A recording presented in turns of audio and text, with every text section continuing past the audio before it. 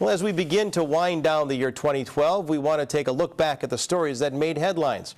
From wildfires to wild crime in the UP, TV6's Andrew Lacombe has the first of two parts on the year 2012. Tonight, the stories from January through June.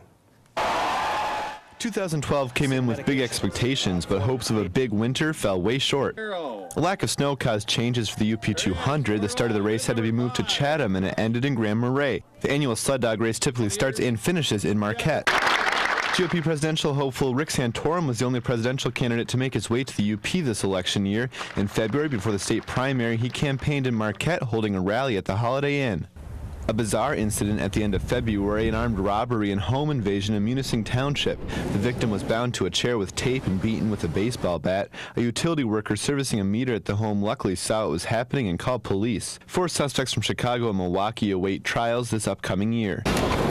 Big news in March from Marquette General Hospital. A non-binding agreement was created for the sale of the hospital to Duke LifePoint Healthcare. MGH officials say it was the future that inspired them to sell the facility. There is no lose on this transaction, it's all win. Later in the month, we first learned of Eric Dompierre's battle with the MHSAA. At the time, state rules stated students are not allowed to participate in any school sport if they're 19 or older. Eric's dad and the Ishpeming School District submitted 2 proposed revisions to the rule, but the association turned them down. He has a lot of support, not only from people here in Ishpeming, but people from all over the area supportive of him. That battle would continue in May with the Dompier family testifying before the State Senate Education Committee. Eric and the Ishpeming community would have to wait through the summer until a decision was made on the waiver.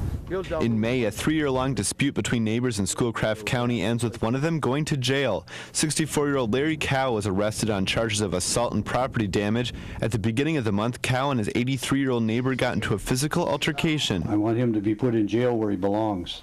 After 8 years, Les Wong stepped down as president of NMU. Wong left to become the leader of San Francisco State University. His interim replacement is an NMU alumnus and professor, David Haynes.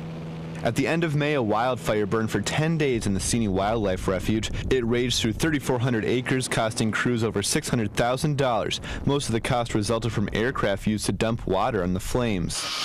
Meantime, a 33-square-mile fire burned in Luce County. The Duck Lake fire was contained 3 weeks after it was ignited by a lightning strike. The blaze destroyed 136 structures and cost at least $3.8 million to control. In June, a Kingsford man convicted of murder was sentenced to life in prison without the possibility of parole. David Levac was found guilty of murdering Joyce Margaret Johnson of Stambo Township. Johnson was found dead in her home the same day she was supposed to appear in court to testify against Levac in a stolen property trial. June was also the first time that our TV6 cameras went underground at Rio Tinto's Eagle Mine. It takes a team of 83 to operate the entire mine. Once mining in the ore body begins, officials say that number will rise to more than 230. Andrew Lacombe, TV6 News.